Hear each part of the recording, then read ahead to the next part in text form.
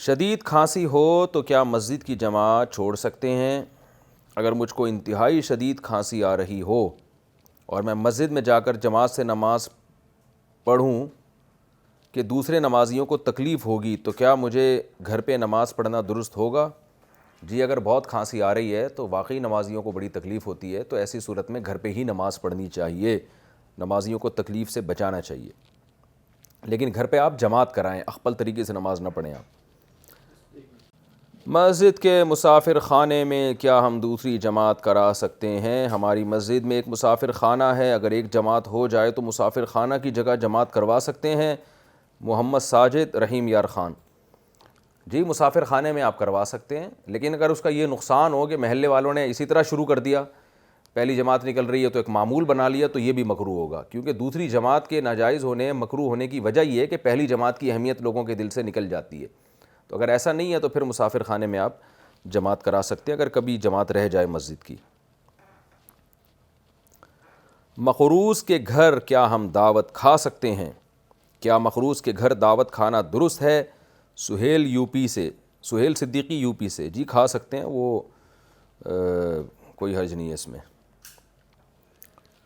بھابھی یا سالی کے ساتھ ڈرائیونگ کرنا، بھابھی کو یا سالی کو گاڑی میں بٹھانا کیسا ہے؟ سعد علی سیالکوٹ سے۔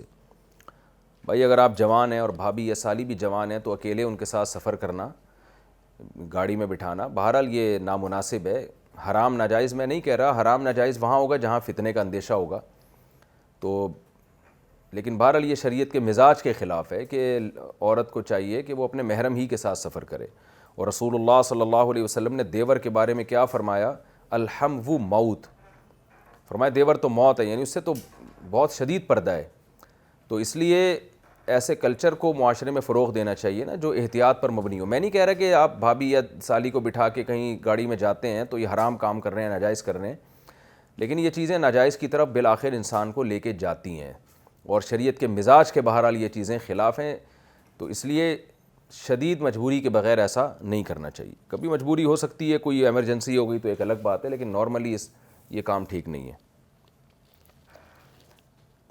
لاوارث بچے کو گود لینے کے احکامات، لاوارث بچے کو گود لینے کے بارے میں شریعت کے کیا احکامات اور پابندیاں ہیں؟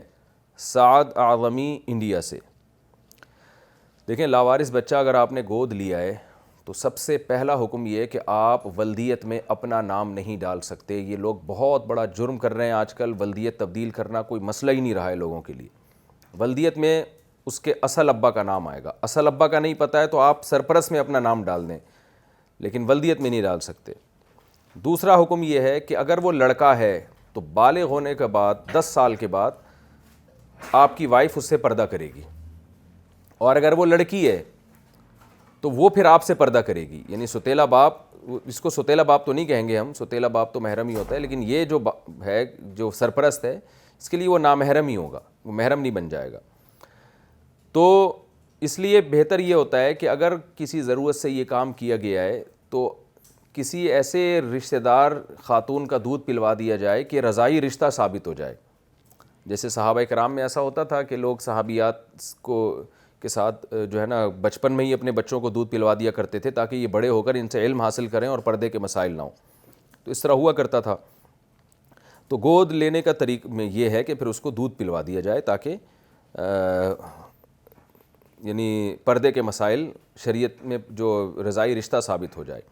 تیسری بات یہ کہ لیکن اگر وہ نہیں بھی پلواتے تو کوئی گناہ نہیں ہے، لیکن پھر پردے کا خیال کرنا پڑے گا۔ اور تیسرا حکم یہ ہے شریعت میں کہ اس کا وراثت میں کوئی حصہ نہیں ہوتا، کیونکہ وراثت تو وارثین ہی کو ملتی ہے۔